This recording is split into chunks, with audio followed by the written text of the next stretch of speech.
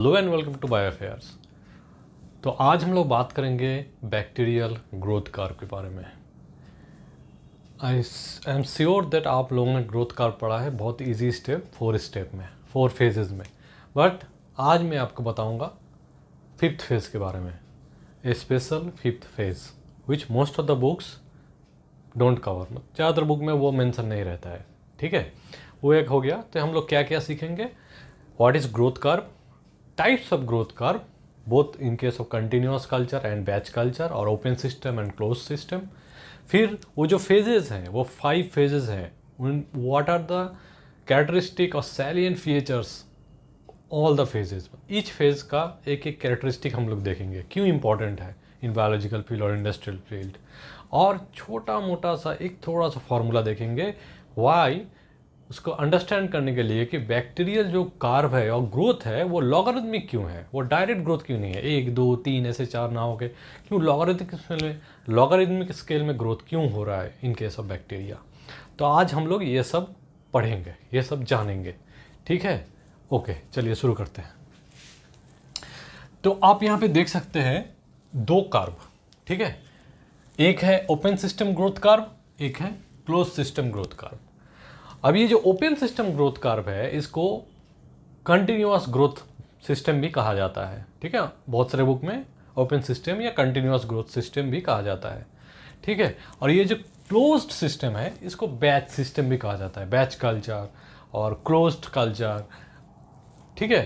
तो most of the labs and जो भी आप क्लिनिकल सेटिंग्स कह लीजिए या कुछ भी कह लीजिए, कॉमनली स्कूल कॉलेजेस में जो लैब होते हैं वहाँ पे हम लोग ये बैच कल्चर यूज़ करते हैं, मतलब क्लोज सिस्टम। एक बार सारा मीडिया वगैरह दे दिया, आइदर इन कॉनिकल और in tube, in broth culture I am saying, तो बस उसका ग्रोथ हो गया और नेक्स्ट दिन हम लोगों ने रीडिंग ले लिया, फिर उससे जो काम करना है हमने कर लिया, दैट इज़ बैच।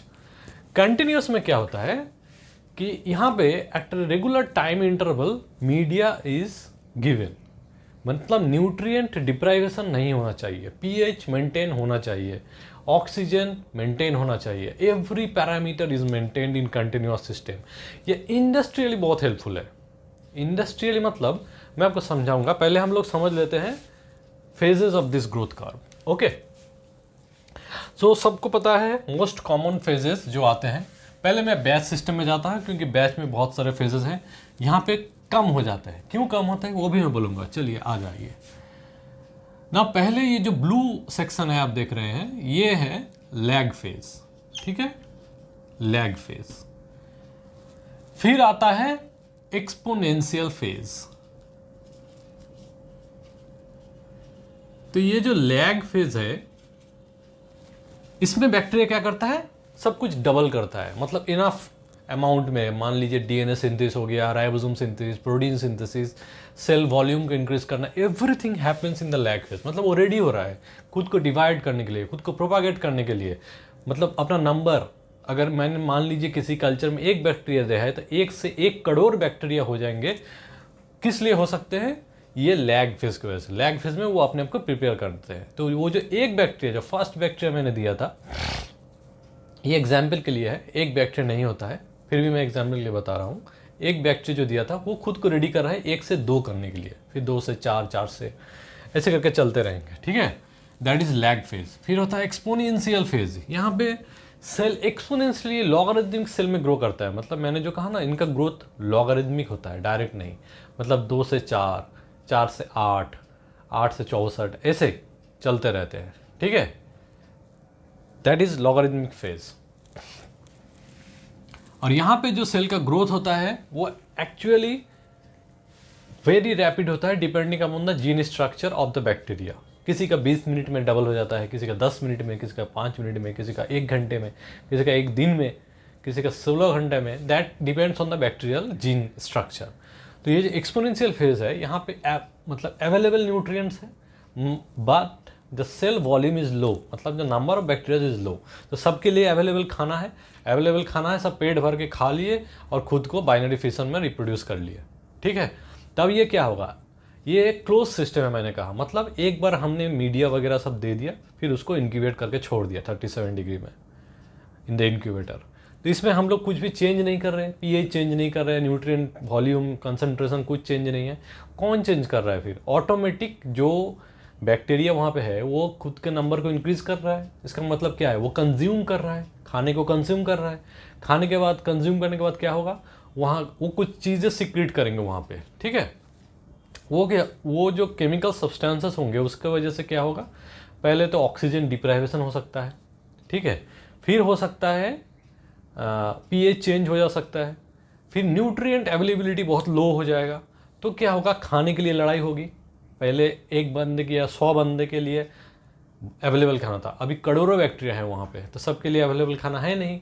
तो वो लोग कंपटीशन करेंगे खुद में, और सेल न्यूट्रिएंट डिप्राइव्ड होके या फिर other are toxic chemical secretion, antibiotic secretion, bacteriocin secretion, बहुत सारे कॉम्पिटिटिव लेवल के केमिकल्स जो सिक्रीट होने लगता है, जो कि होता है after the experiential phase in the stationary phase, ठीक है। Stationary phase,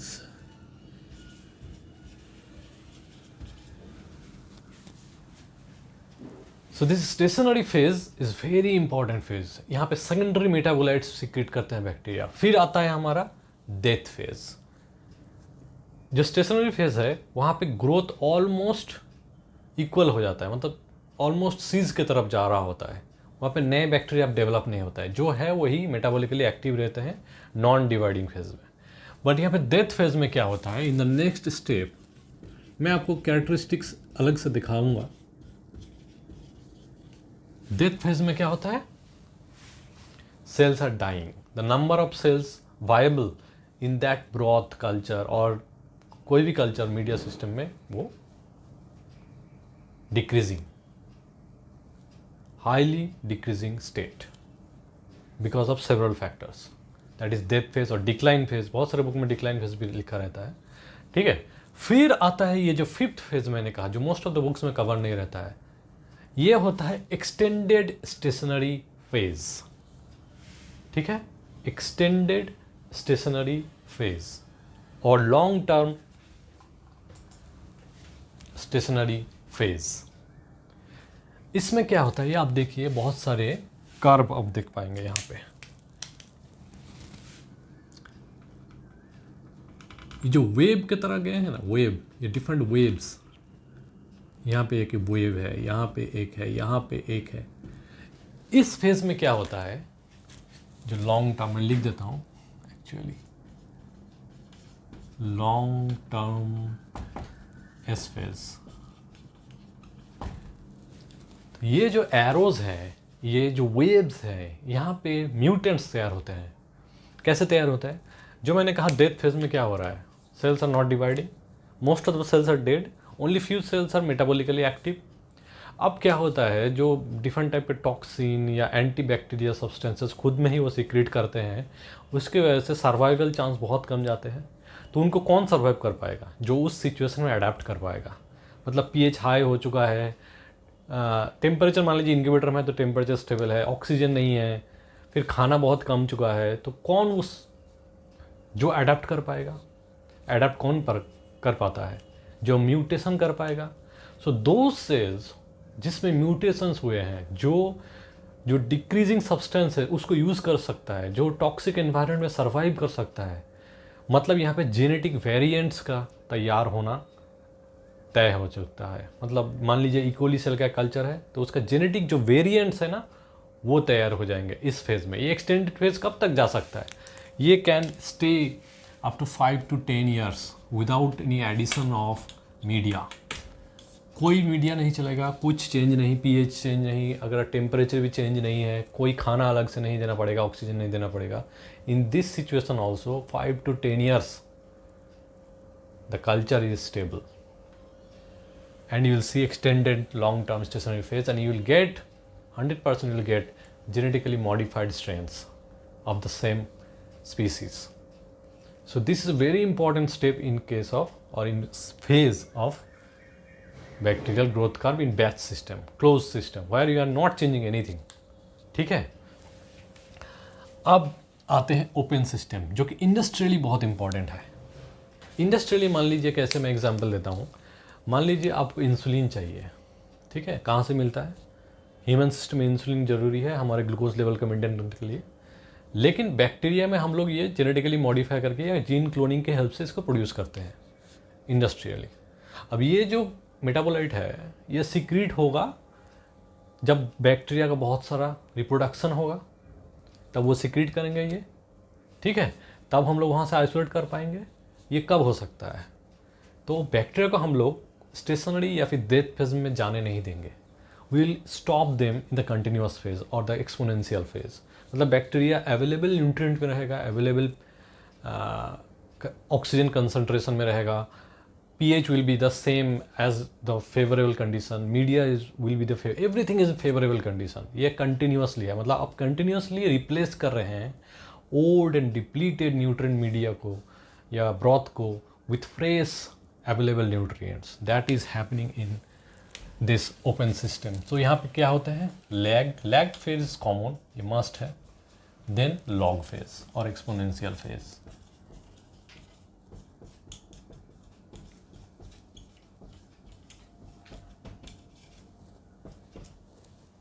this is maintain only, no stationary और डेथ फेज इज मेंटेन्ड। लेकिन आपको मान लीजिए इंडस्ट्रियली सेकेंडरी मेटाबोलाइट्स की जरूरत है। सेकेंडरी मेटाबोलाइट्स किसको कहते हैं? एंटीबायोटिक्स, बैक्टीरियोसिन्स और the toxins which are industrially required for human kind और ह्यूमन सिविलाइजेशन। उसको फिर हम लोग वो जो कल्चर है ओपन सिस्टम वाला, उसको हम लोग स्टेशनरी फेज तक लेके जाएंगे। अब जो नॉर्मली इक्वली का जो स्टेशनरी फेज है वो रीच करता है अराउंड 10⁹ CFU पर ml, ठीक है। But in case of protist ये चला जाता है 10⁶ सेल्स पर ml। सो प्रोटिस्ट का थोड़ा डिफरेंट है, बैक्टीरिया का थोड़ा डिफरेंट है। अब डिफरेंट बैक्टीरिया का डिफरेंट है, किसी का 10⁻10 में जाता है stationary phase. So industrially this continuous system is very helpful. Mostly हम लोग एक्सपोनेंशियल फेज को ही मेंटेन करते हैं क्योंकि उनसे हमें प्रोडक्ट चाहिए। वो लॉट्स ऑफ इंसुलिन जो मार्केट में मिलता है that should be extracted from the bacteria only when bacteria is suitable for growth. Bacteria is having environment, जो अच्छा सा एनवायरनमेंट है उसमें ग्रो कर रहे हैं, कोई एडवर्स सिचुएशन नहीं है, ठीक है। ये इसको कहते हैं ओपन सिस्टम और कंटिन्यूअस सिस्टम, जो भी आप कह लो, हाँ, ठीक है। तो 2 टाइप्स के ग्रोथ कर्व हम लोगों ने जान लिया, ग्रोथ कर्व का इंपॉर्टेंस। अब ये कैरेक्टरिस्टिक फीचर फेज वाइज मैं थोड़ा लिख देता हूँ, ये आपके लिए बहुत ही आसान हो जाएगा। फिर चलिए अब ईच फेज का हम लोग सेलिएंट फीचर्स देख लेते हैं, क्यों इंपॉर्टेंट है, क्या क्या हो सकता है उसमें। तो पहले आता है लैग फेज। लैग फेज में क्या होता है? Enzyme accumulation. Enzymes different pathways, मतलब बैक्टीरिया खुद को अगर डिवाइड करना है तो उसमें डिफरेंट पाथवेज रहते हैं, तो उनको रन करने के लिए एंजाइम्स चाहिए, तो वो सबको ज़्यादा प्रोड्यूस करना पड़ता है। फिर डीएनए डुप्लीकेशन, आरएनए, प्रोटीन सब कुछ इंक्रीज़ हो रहा होता है, डबल होता है, डुप्लीकेशन होता है, और इसकी वजह से सेल साइज बहुत ज़्यादा इंक्रीज़ हो जाता है, ठीक है। तो ये सारे होते हैं लॉग फेज में। फिर आते हैं लॉग फेज या एक्सपोनेंशियल फेज में। यहाँ पे यूनिफॉर्म स्टेनिंग होता है। यूनिफॉर्म स्टेनिंग मतलब सेल्स बहुत हेल्दी होते हैं, स्मॉल इन साइज होते हैं, मतलब नेचुरल साइज में बहुत ही हेल्दी होते हैं, और वो जो ग्राम स्टेन है आइदर ग्राम पॉजिटिव और ग्राम नेगेटिव बैक्टीरिया के लिए वो बहुत ही अच्छा कलर होता है। तो आप अगर कोई भी बैक्टीरिया को ग्राम स्टेनिंग करना चाहे तो आपको कल्चर कहाँ से लेना है? एक्सपोनेंशियल फेज से आपको कल्चर लेके फिर ग्राम स्टेनिंग करना है। That is very important thing, ठीक है। मेटाबॉलिकली बहुत ज़्यादा एक्टिव होता है। इस टाइम पे वो लोग अपना सारा एंजाइम या फिर कोई स्पेशल, जैसे मान लीजिए हमने कहा रिकॉम्बिनेंटली मॉडिफाइड बैक्टीरिया जिसमें इंसुलिन प्रोड्यूस हो सकता है, that can be extracted in this stage, ठीक है। ये प्राइमरी मेटाबॉलाइट में आता है। फिर आते हैं स्टेशनरी फेज, ग्राम वेरिएबल।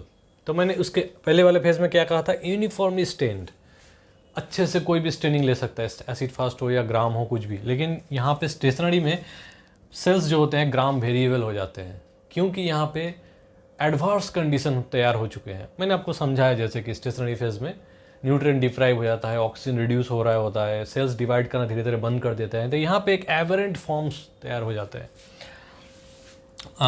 मतलब जो उसका इंटीग्रिटी है सेल का, जो बैक्टीरिया का ग्राम पॉजिटिव हो या ग्राम नेगेटिव का, उसका इंटीग्रिटी लूज हो जाता है, तो फॉल्स ग्राम पॉजिटिव और फॉल्स ग्राम नेगेटिव आने के चांसेस बहुत ज़्यादा बढ़ जाते हैं इस फेजेस में, ठीक है।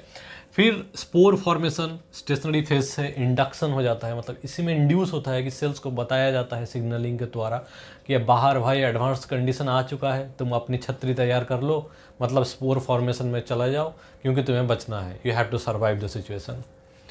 फिर टॉक्सिन प्रोडक्शन, डिफरेंट टाइप्स के एक्सोटॉक्सिन यहाँ पे प्रोड्यूस होते रहते हैं, ठीक है। सेल्स एडवर्स कंडीशन में ये सब तैयार करता है अपने बचाव के लिए। फिर आते हैं एंटीबायोटिक्स, मैंने आपसे कहा एंटीबायोटिक्स भी इसी फेज में तैयार होते हैं जो कि इंडस्ट्रियल वेरी इंपॉर्टेंट है। तो ये सारे सेकेंडरी मेटाबोलाइट्स में आते हैं, ठीक है, रिमेंबर दैट, सेकेंडरी मेटाबोलाइट्स। फिर आते हैं डेथ फेज में। ये इन्वोल्यूशन फॉर्म्स क्या है, मतलब सेल का अपना जो स्ट्रक्चर है, इंटीग्रिटी है, वो लूज कर देता है, फिर वो एक एबरेंट सोलेंट टाइप का स्ट्रक्चर बना लेता है। दैट इन्वोल्यूशन फॉर्म्स हम लोग देखते हैं गोनोकॉकी के केस में, ठीक है, या फिर यर्सिनिया पेस्टिस, ये सारे हमको ये इन्वोल्यूशन फॉर्म्स दिखाते हैं। मेरा एक क्लास था एटिपिकल एंटीपिकल फॉर्म्स के ऊपर, मैं यहाँ पे आई बटन पे दे दूंगा, आप उसको चेक कर लीजिएगा। वहाँ पे मैंने डिफरेंट टाइप्स के जो बैक्टीरिया के अलग टाइप के जो फॉर्म्स हो सकते हैं पॉसिबल फॉर डिफरेंट सिचुएशन, वो बताया है मैंने, ठीक है। फिर आते हैं ये स्पेशल वाला phase, long term stationery phase, ठीक है।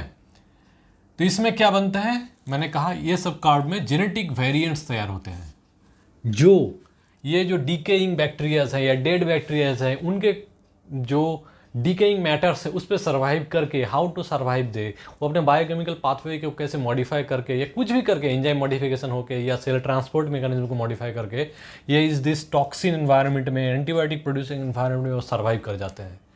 और वही होते हैं जेनेटिकली वेरिएंट और genetically mutant strains which are very useful for research purpose और फॉर मेडिकल पर्पसेस। तो ये हैं सारे सेलिएंट फीचर्स। अब याद रखिए क्या, ये जो लॉग फेज और एक्सपोनेंशियल फेज है यहाँ पे लेकिन रैपिडली डिवाइड होते हैं सेल, मतलब यूनिफॉर्मली डिवाइड होते हैं। जो मान लीजिए 10 मिनट में बैक्टीरिया 1 से 2 हो जाते हैं, डबल होते हैं, जो जनरेशन टाइम है that is totally equivalent to the time and generation time, बहुत ज़्यादा क्या कहते हैं पैरेलली चलते रहते हैं, इसमें नो यूनिफॉर्मली डिवीजन होता रहता है इस फेज में, ठीक है। मैं आपको 2 पिक्चर शायद वहाँ पे दिख रहे होंगे जो कि आपको दिखा रहे हैं कि अगर आप न्यूट्रिएंट सप्लाई देते हैं और न्यूट्रिएंट ज़्यादा सप्लाई देते हैं तो क्या होता है, वो जो बैक्टीरियल कार्ब है ना वो प्लेटू में चला जाता है। प्लेटू मतलब क्या है कि एक टाइम पे आके जो सेल के जो ट्रांसपोर्ट रिसेप्टर्स हैं जो कि खाना को अंदर लेते हैं, that nutrients they want in their body, वो सैचुरेट हो जाते हैं। फिर वो चाह के भी आप जितना भी खाना दो, वो तो उनके रिसेप्टर्स तो लिमिटेड है, वो लिमिटेड रिसेप्टर्स में सैचुरेट हो जाते हैं कुछ टाइम के लिए, जब तक उनका नंबर्स फिर नहीं बढ़ता। मतलब आप ऑलवेज अगर न्यूट्रिएंट को ज़्यादा रखेंगे compare to the cells, that time all the receptors of the bacteria वो सैचुरेट हो जाएंगे। फिर क्या होगा, एक प्लेटू फेज दिखाई देगा। और डायरेक्ट प्लॉटिंग करने पे क्या होता है वो भी मैंने दिखाया है, यहाँ पे आप देख सकते हैं, वो जो रेड वाला है वो डायरेक्ट प्लॉटिंग प्लॉट है, तो वो एक्सपोनेंशियल वे में नहीं जाता, ठीक है। तो ये बहुत इंपॉर्टेंट चीज़ है in case of exponential phase में। अगर आप न्यूट्रिएंट सप्लाई कंटिन्यूसली रखते हैं इन case of this continuous system, that becomes very important, मतलब कोई फ़ायदा नहीं है। So this should be calculate very meticulously कि कितना न्यूट्रिएंट कौन से स्टेज में सेल वॉल्यूम में दिया जाए तो ये सैचुरेट भी नहीं होगा and it the carb will go exponentially in the exponential phase, ठीक है। दैट इज़ वेरी इंपॉर्टेंट, ठीक है। अब हम लोग बात कर लेते हैं, ये टाइप हो गया। अब थोड़ा सा बात कर लेंगे ये जो जनरेशन टाइम मैंने कहा ये क्या चीज़ है, ये क्या बला है, ठीक है। अब छोटा सा एक पिद्दी सा फॉर्मूला मैं बताता हूँ, ठीक है। ये फॉर्मूला मैं फिर से डिस्कस करूँगा जब मैं बैक्टीरियल ग्रोथ का मैथमेटिक्स का सिनेरियो आपको बताऊँगा, ग्रोथ रेट मैथमेटिक्स का। बट अभी मैं थोड़ा सा बता रहा हूँ क्योंकि ये जो लॉगरिदमिक है, आप जो देख पा रहे हैं ये फ़ोटो, ये यील्ड हो या फिर ये सेल डिवीज़न हो, ये लॉगरिदमिक क्यों है इसको बताने के लिए मैं ये छोटा सा पिद्दी से फॉर्मूला बता रहा हूँ, ठीक है। अब ये जनरेशन टाइम क्या है, मैंने बोल दिया आपको कि मान लीजिए एक बैक्टीरिया है जो 10 मिनट में डिवाइड करता है, मतलब 1 से वो 2 हो जाएंगे आफ्टर 10 मिनट्स, तो उसका जनरेशन टाइम क्या हुआ 10 minute. Generation time 10 minutes for the bacteria a which become 1 cell तो 2 सेल, 1 से 2 हो गए, ठीक है। अब ये 2 से 4 हो जाएंगे फिर से और 10 मिनट में, ठीक है। 20 मिनट्स में ये 2 से 4 हो जाएंगे, तो ये जो जनरेशन टाइम है ये बहुत ही सिंक्रोनसली चलता है in case of exponential phase. Growth rate constant एकदम फिक्स्ड रहता है। The cell cycle and generation time is equal, मतलब एक टाइम पे सेल साइकिल कंप्लीट होता है, एक साथ ही वो जनरेशन टाइम मेंटेन होता है। ठीक है, आई होप आप समझ पा रहे हैं। कुछ प्रॉब्लम हो तो आप मुझे पूछिएगा, ठीक है, इन द कमेंट सेक्शन, और you can join my Telegram channel. अब मान लीजिए मैं यहाँ पे लिखता हूँ, अच्छा उससे पहले मैं एक बात बोल दूँ। अब यहाँ पे क्या हो रहा है कि जनरेशन डबल हो रहा है एट ईच टाइम इंटरवल। तो ये exponential formula always will be 2 to the power n। यहाँ पे n क्या है? n is the number of generations.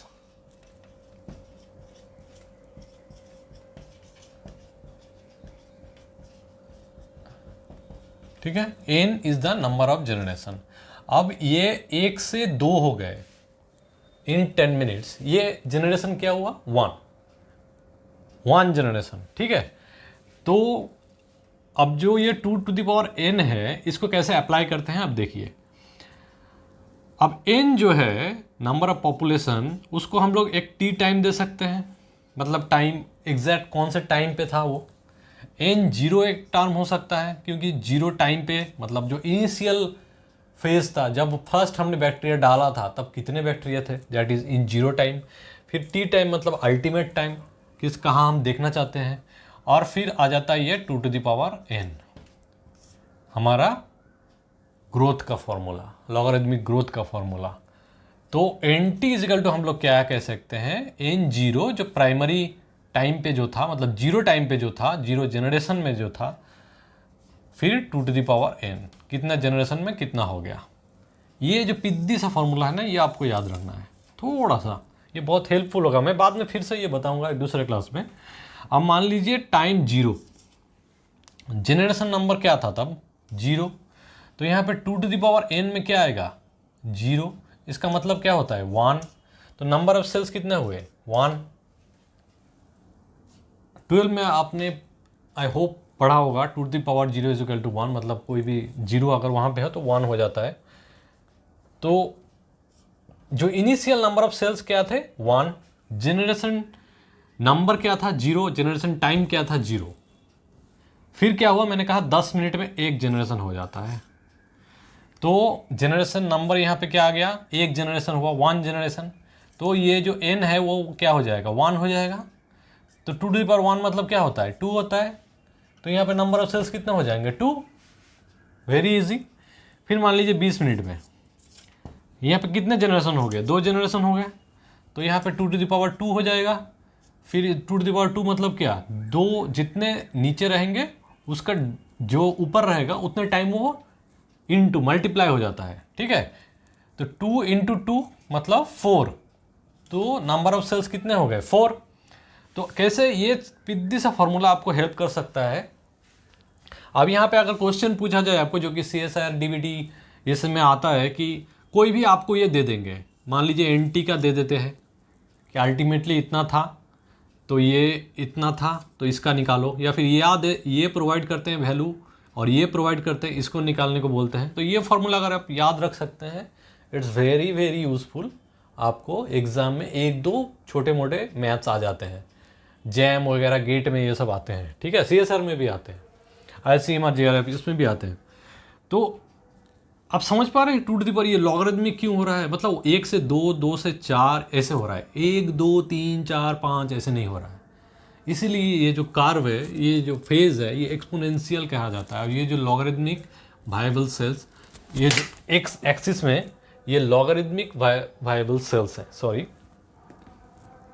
ठीक है, आई होप आपको ये समझ में आया होगा। ये growth curve, 2 types of growth curve होते हैं। इन्हें क्लोज सिस्टम अलग होता है, ओपन सिस्टम में अलग होता है। सैलिएंट फीचर्स मैंने बता दिए।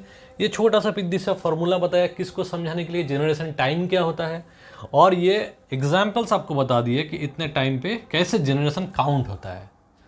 तो आई होप ये क्लास आपके लिए बहुत ही यूज़फुल होगा।